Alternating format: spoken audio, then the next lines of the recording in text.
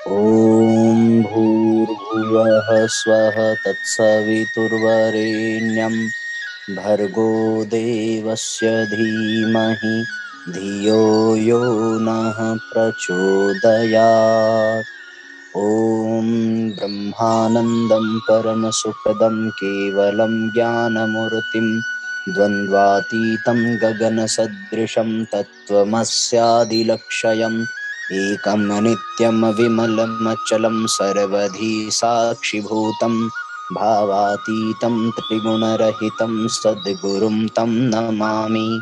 अखण्डानन्दबोधाय शिष्यसन्तापहारिणे सच्चिदानन्दरूपाय तस्मै श्रीगुरुवे नमः। ॐ सद्गुरुचरणकमलेभ्यो नमः।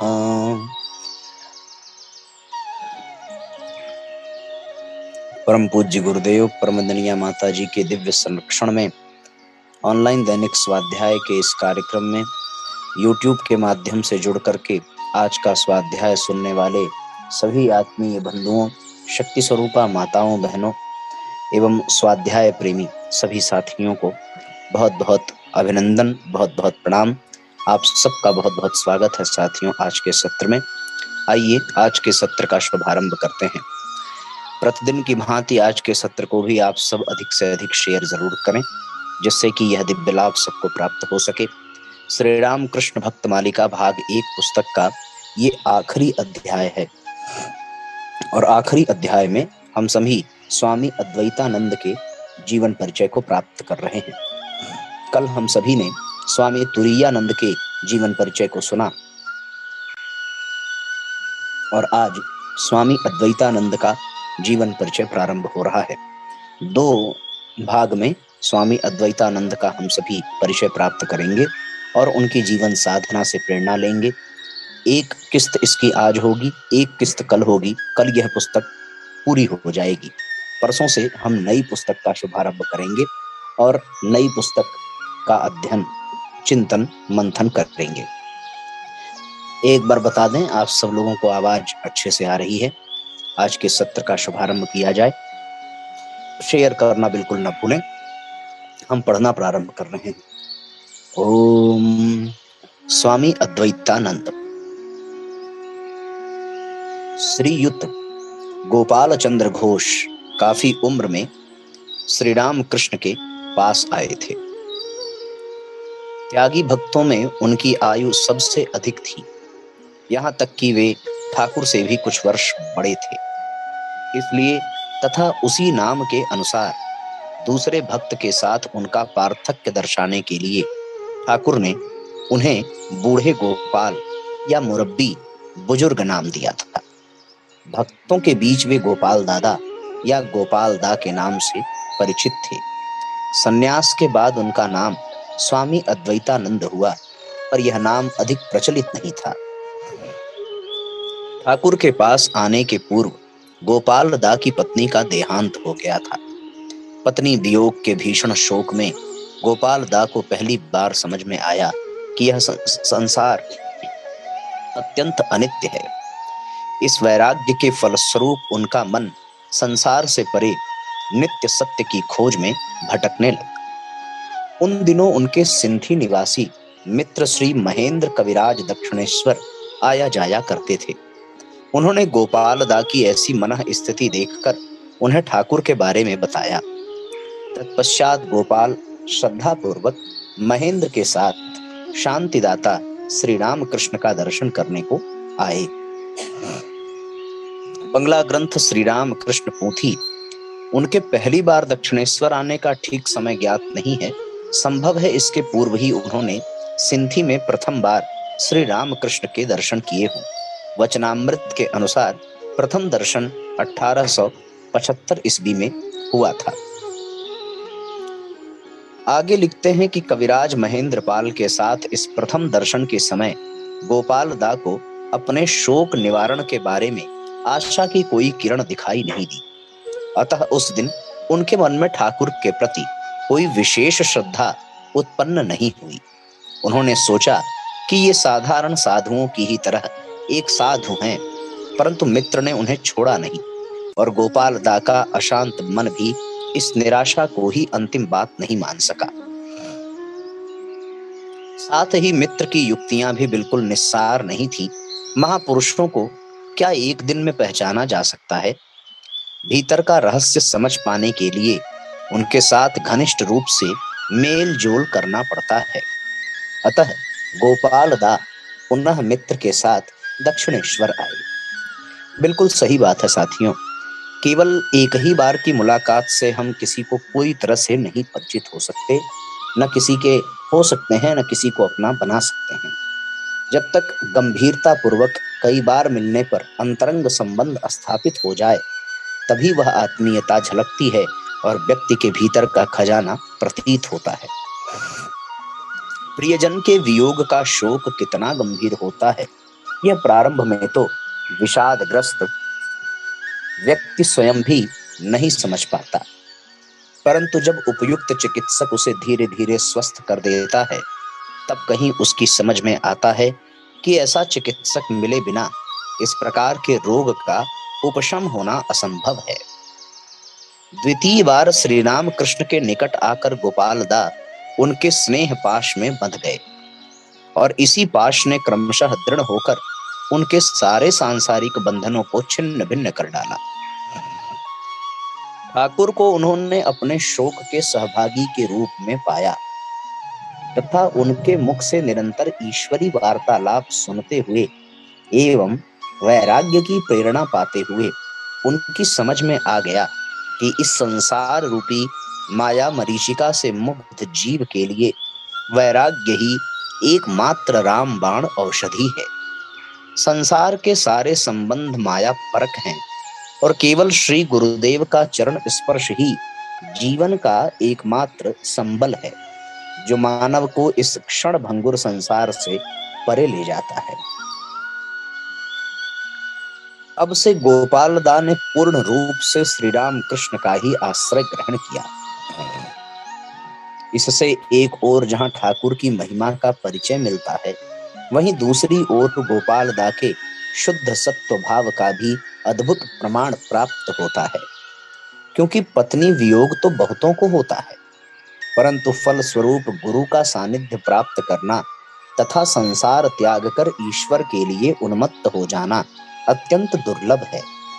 वैसे यह भी सत्य ही है कि उपयुक्त समय पर बाह्य वातावरण तथा मानसिक अवस्था का सामंजस्य हुए बिना इस प्रकार नवजीवन प्राप्त होना संभव नहीं होता।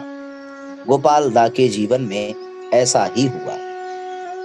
बड़ी सुंदर स्थिति है साथियों कि वास्तव में अपनों के वियोग में बहुत लोग रहते हैं, पर उनके वियोग से जीवन में वैराग्य आ जाए और सद्गुरु की शरण प्राप्त हो जाए तथा व्यक्ति संसार त्याग कर ईश्वर को प्राप्त करने के लिए अत्यंत व्याकुल हो जाए, यह मानसिक अवस्था वास्तव में अत्यंत अनुकरणीय है, अत्यंत सराहनीय है।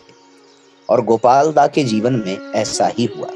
उनका सौभाग्य कि उन्हें स्वयं ठाकुर ही गुरु के रूप में प्राप्त हुए। गोपाल दा के पिता का नाम श्री गोवर्धन घोष था। वे लोग जाति के सदगोप थे तथा उनका पैतृक निवास 24 परगना जिले के जगद्दल राजपुर ग्राम में था। इसी ग्राम में संभवतः 1828 ईस्वी के किसी शुभ दिन गोपाल दा का जन्म हुआ था।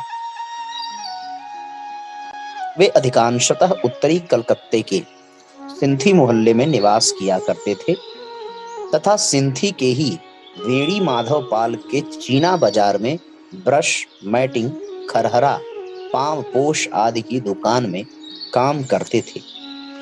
वेणीपाल ब्राह्म भक्त होने पर भी शरद तथा वसंत ऋतु के उत्सवों में कभी कभी श्री राम कृष्ण देव को आमंत्रित करके अपने भवन में ले आते थे। दक्षिणेश्वर में श्री राम कृष्ण के चरणों में आत्मसमर्पण करने के पहले एक बार इसी मकान में गोपाल दा ने उनके दर्शन किए थे, परंतु वह आंतरिक दर्शन नहीं था, केवल नेत्रों द्वारा दर्शन या उत्सुकतावश दर्शन किए थे। इससे उनके चित्त में वैराग्य का उदय अथवा ईश्वरोपलब्धि के लिए तीव्र उद्दीपना का संचार नहीं हुआ था। फिर भी उन्होंने उसी दिन जान लिया था कि श्री राम कृष्ण सचमुच ही भगवत प्रेमिक हैं। पोथी में शूर उपाधि का उल्लेख रहने पर भी बेलूड़ मठ के ट्रस्ट डीड के अनुसार हमने घोष उपाधि ही ली। पोथी में यह भी कहा गया है कि गोपाल दा की अपनी कागज की दुकान थी। उनके जन्म की तिथि अज्ञात है, तथापि बेलूड़ मठ में भाद्र मास की चतुर्दशी को उनकी जन्म तिथि मनाई जाती है, अघोर जन्म तिथि, अघोर चतुर्दशी। खैर, कब किसकी जन्म तिथि है ये महत्वपूर्ण नहीं है, पर वास्तव में उनके जीवन में जो प्रेरणास्पद चीजें हैं वो हमें इससे प्राप्त हो रही हैं। जन्म तिथि से बहुत ईश्वर प्राप्ति अथवा वैराग्य अथवा आत्मकल्याण का उद्देश्य पूर्ण नहीं होता। तो हम केवल और केवल जन्म तिथि नहीं बल्कि जन्म से क्या प्रेरणा मिलती है उस पर ध्यान केंद्रित करें। अस्तु, ठाकुर के साथ गोपाल दा का परिचय क्रमशः गंभीर श्रद्धा भक्ति के रूप में परिणत होता गया, जिसने परिपक्व होकर उन्हें घर से खींच लिया तथा दक्षिणेश्वर में लाटू के साथ श्री रामकृष्ण और श्री माता जी की सेवा में नियुक्त किया। ठाकुर के साथ उनके इस घनिष्ठ संपर्क का आंशिक विवरण संग्रह करना भी अब संभव नहीं है। विक्षिन्न रूप से अब तक जो कुछ बच रहा है उसी से इसका कुछ आभास मिलता है। तो आइए जानें कि क्या शेष जानकारी प्राप्त हुई जिसके आधार पर इस जीवन परिचय को हम लोग पढ़ रहे हैं। गोपाल दा की श्री राम कृष्ण से मंत्र दीक्षा पाने की विशेष इच्छा थी, परंतु ठाकुर कभी प्रचलित अर्थ में गुरुगिरी नहीं करते थे, इसलिए गोपाल दा को एक अभाव का अनुभव होता रहता था। फिर भी सबके सामने वे ऐसा अनुरोध नहीं कर सकते थे। इसीलिए एक दिन दोपहर के भोजन के पहले ठाकुर को उद्यान में अकेले टहलते देखकर गोपाल दा ने उनके चरणों में अपने हृदय की आकांक्षा व्यक्त की। दूर से लाटू ने देखा कि गोपाल दा घुटने टेके हुए ठाकुर के चरण पकड़कर खूब रो रहे हैं। थोड़ी देर बाद ठाकुर ने उन्हें हाथ पकड़कर उठाया, तब भी गोपाल दा की आंखों में आंसू थे। इसके बाद क्या हुआ यह तो लाटू को पता नहीं चला, परंतु इसके बाद गोपाल दा प्रतिदिन संध्या समय विष्णु मंदिर में कीर्तन करते हुए दिखाई देने लगे। यह घटना संभवतः 1885 ईस्वी की है। एक दिन ठाकुर ने इन दो सेवकों को लेकर एक विनोद किया। बात ही बात में ठाकुर ने लाटू से कहा, यहाँ की बात माननी होगी। सरल लाटू बोले, यहाँ की बात तो मैं नहीं जानता, आप मुझे यहाँ की बात समझा दीजिए। ठाकुर ने तुरंत ही गोपाल दा को बुलाकर कहा, अरे गोपाल सुनो तो, लेटो क्या कहता है। कहता है यहाँ की बात समझा दीजिए। यहाँ की बात क्या समझाई जा सकती है, भला तुम ही बताओ तो सही, ये कैसी जिद है। गोपाल दा ने उत्तर दिया, आपको तो मालूम ही है, बता दीजिए ना। मध्यस्थ को विपक्ष में मिलते हुए देख ठाकुर कह उठे, अजी तुम्हारी यह कैसी बात है, यहाँ की बात क्या बतला देने की है। मध्यस्थ ने कहा, यानी गोपाल दा ने कहा, यहाँ की बात सुनने के लिए ही तो हम सब आए हैं, हमें नहीं बतलाने से हम कैसे समझेंगे। अंततः हार मानकर ठाकुर ने हंसते हुए कहा, अभी नहीं, अभी नहीं, यहाँ की बात अभी नहीं, समय आने पर एक दिन तुम सभी समझ जाओ। यहाँ की बात से तात्पर्य साथियों एक ही हो सकता है, और वो ये कि संसारिक नहीं बल्कि आत्मिक परलौकिक बातों की ओर ही ये शब्द संकेत कर रहे हैं, जिसे बिना गुरु कृपा के, बिना ईश्वर कृपा के समझना संभव नहीं है। वचनामृत से ज्ञात होता है कि करुणा निधान ठाकुर ने एक दिन स्वयं ही गोपाल दा पर कृपा की थी। उस दिन 11 दिसंबर 1885 ईस्वी को काशीपुर में प्रेम की लूट मची हुई थी। ठाकुर ने निरंजन और काली पद पर कृपा की। फिर दो भक्त महिलाएं भी कृपा प्राप्त करके प्रेमाश्रु विसर्जित करती हुई चली गईं। इसके बाद ठाकुर ने गोपाल दा को बुला भेजा और उन पर कृपा की। निस्संदेह ठाकुर ने बुला करके आध्यात्मिक शक्ति का संचार किया होगा और जन्म जन्मांतरों का बोध कराकर ब्रह्म दर्शन की कृपा अवश्य ही प्रदान की होगी, जो इस उल्लेख से प्राप्त होता है। ठाकुर की कृपा का तात्पर्य क्या है? ठाकुर की कृपा का तात्पर्य कोई भौतिक उपलब्धि प्राप्त हो गई हो, ऐसी बात नहीं। निस्संदेह आत्मिक निधि ही प्रदान की होगी। ठाकुर ने शक्ति को ऊपर की ओर खींचा होगा। जैसा कि हमने पूर्व शिष्यों के प्रसंगों में सुना है कि ठाकुर जब कृपा करते हैं तो जिह्वा पर बीज मंत्र आदि लिखते हुए अथवा स्पर्श करके छाती पर शक्ति को ऊपर की ओर खींचते हुए और आत्मदर्शन, आत्मबोध, आत्मिक शक्ति का जागरण, यही तो ठाकुर की कृपा का प्रमाण है। ठाकुर की सेवा करके तथा उनके उपदेश सुनकर स्वयं को कृतार्थ समझने पर भी गोपाल दा का वैराग्यपूर्ण मन स्वयं ही साधना में डूब जाने के लिए व्याकुल रहता था। इसी प्रेरणा के फलस्वरूप कभी कभी वे नरेंद्र आदि के साथ काशीपुर से दक्षिणेश्वर जाकर जप, ध्यान और तपस्या करते थे। दक्षिणेश्वर में रहते समय 5 अप्रैल 1884 ईस्वी को एक बार उनके मन में तीर्थ पर्यटन की इच्छा हुई थी। ठाकुर ने उनसे पूछा, क्या तुम्हें इसी समय तीर्थ जाने की इच्छा हो रही है? गोपाल दा ने उत्तर दिया, जी हाँ, चाहता हूं कि थोड़ा घूम फिर आऊं। तब ठाकुर ने उन्हें समझा दिया, जब तक ऐसा लगता रहता है कि ईश्वर वहां है, तब तक अज्ञान है, और जब लगे कि यहाँ है, तभी समझना कि ज्ञान हुआ।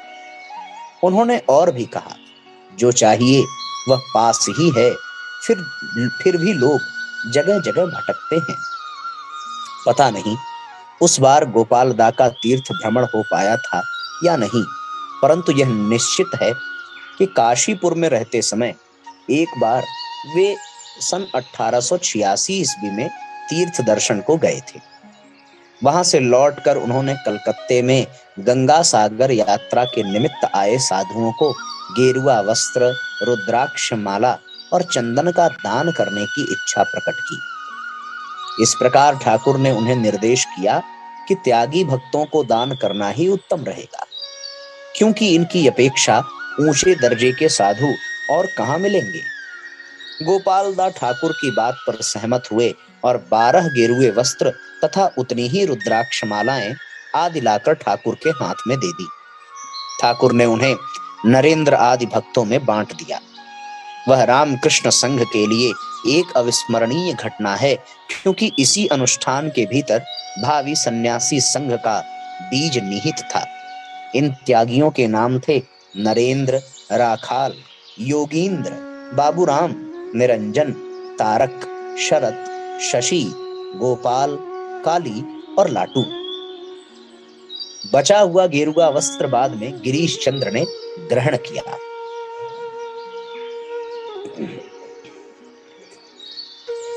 गोपाल दास स्वयं खूब साफ सुथरे रहा करते थे और दूसरों की भी वस्तुएं सुव्यवस्थित देखने पर आनंद प्रकट करते थे। श्री राम कृष्ण यद्यपि सर्वदा भगवत भाव में विभोर रहते, तथापि उनके व्यावहारिक जीवन के प्रत्येक कार्य में सुव्यवस्था दिखाई देती थी। इसीलिए वे गोपाल दा की सेवा पसंद करते थे।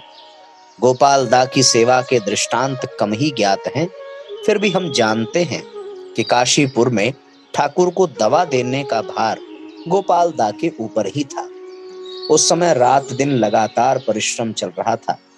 एक दिन यह देखकर कि दवा लेने का समय बीता जा रहा है, ठाकुर ने हाथ के संकेत से पूछा, वह बूढ़ा आदमी कहाँ है? यह सुनकर कि गोपाल दास सो रहे हैं, ठाकुर ने खूब आनंद के साथ एक दूसरे व्यक्ति से कहा, आह, कितनी रात जगा है, थोड़ा सोए, उसे मत जगाना, बल्कि तुम ही दवा दे दो। ठाकुर जानते थे कि ये सुव्यवस्था प्रिय वृद्ध स्वेच्छा से अनुपस्थित नहीं है, वरन प्रकृति के नियमानुसार यह एक थके शरीर की अनिच्छाकृत लाचारी है। कितना सुंदर भाव है कि शिष्य के द्वारा यदि कोई नियम निभाने में समस्या आ रही है तो ये भगवान ही इस प्रकार विचार कर सकता है कि वो प्रकृति के नियमानुसार अनिच्छाकृत लाचारी में है। माताजी गोपाल दा के साथ निसंकोच बातें करती थी, अतः गोपाल दा डॉक्टर से ठाकुर के लिए विशेष पथ्य बनाने की विधि सीखकर बाद में उन्हें सिखा दिया करते थे। गोपाल दा ठाकुर के गले का घाव नीम के पानी से धो देते थे। एक दिन उनके यह करते समय ठाकुर ओह ओह कर उठे। ठाकुर की पीड़ा देखकर गोपाल दा को भी कष्ट हुआ और उन्होंने कहा, बस रहने दीजिए, अब और नहीं धोऊंगा। पर ठाकुर बोले, नहीं नहीं, तुम धो दो ना, यह देखो अब मुझे जरा भी कष्ट नहीं होगा। यह कहते हुए उन्होंने देह से अपने मन को ऊपर उठा लिया। इसके बाद उनके मुंह से कोई शब्द नहीं निकला तथा चेहरे पर भी कोई विकृति नहीं दिखाई पड़ी। स्वेच्छया देह धारण करने वाले अवतारी पुरुष के लिए असंभव ही क्या है। गृहहीन तथा आत्मीय स्वजनों से संबंध रहित गोपाल दा के एकमात्र अवलंबन श्री राम कृष्ण एवं उनके सेवक और भक्त गण ही थे। उनका सुख दुख तथा सहानुभूति आदि सब कुछ गुरु भाइयों से ही संबद्ध था और उनकी प्रार्थना का स्थल श्री गुरुदेव के पाद पद्म ही थे। काशीपुर में एक बार नरेंद्र नाथ के निर्विकल्प समाधि में मग्न हो जाने पर उनमें मृतक सदृश लक्षण प्रकट हुए। देखते ही गोपाल दा किंग कर्तव्य विमूढ़ हो गए और व्यग्रता से दौड़कर ठाकुर के पास आकर कहा, नरेन मर गया। सब कुछ सुनने के बाद ठाकुर ने कहा, अच्छा हुआ, अब थोड़ी देर उसी भाव में रहे, समाधि के लिए मुझे बड़ा तंग कर रहा था। उस दिन नरेंद्र का बाह्य ज्ञान लौट आने के बाद भी देह बोध लौटने में काफी समय लगा था। इसी से उन्होंने निकट उपस्थित लोगों से ऊंचे स्वर में पूछा था, मेरा शरीर कहाँ है? ठाकुर की महासमाधि के पश्चात गोपाल दा के लिए कोई निश्चित निवास स्थान नहीं रह गया, इसलिए वराह नगर मठ के स्थापित होने पर वे वहीं चले आए। वराहनगर मठ में त्यागियों की सम्मिलित होने तथा उनके संन्यास ग्रहण करने का इतिहास तथा कालक्रम ठीक ठीक ज्ञात नहीं है। वचनामृत के अध्ययन से ऐसा प्रतीत होता है कि 21 फरवरी 1887 ईस्वी के पहले ही नरेंद्र, राखाल, निरंजन, शरत, शशि, काली, बाबूराम, तारक, गोपाल दा और शारदा का संन्यास हो चुका था, परंतु योगीन और लाटू वृंदावन में हैं। उन लोगों ने अभी तक मठ नहीं देखा है। तारक और गोपाल दा ने ही सर्वप्रथम मठ में योगदान किया। वैराग्यवान युवक भक्त आते जाते रहे, फिर घर न लौटे। इस प्रकार नरेंद्र, राखाल, निरंजन, बाबूराम, शरत, शशि, काली वहीं रह गए। कुछ दिन बाद सुबोध और प्रसन्न शारदा आए। योगीन और लाटू वृंदावन में थे। 1 वर्ष में वे भी आ जुटे। गंगाधर सदा मठ में आते जाते रहते थे। तिब्बत से लौटने के बाद वे भी मठ में रह गए। हरि मठ के भाइयों का दर्शन करने आया करते थे, बाद में मठ में रह गए। प्रथम दल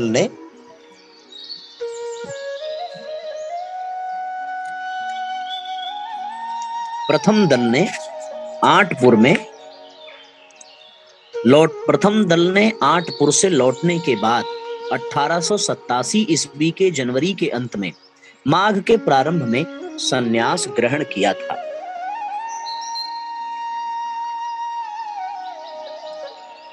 आगे लिखते हैं कि पर हाँ, वे सर्वदा मठ में ही नहीं रहते थे, अन्यथा गुरु भाइयों की ही तरह वे भी प्रायः तीर्थ दर्शन या तपस्या के लिए निकल जाते थे।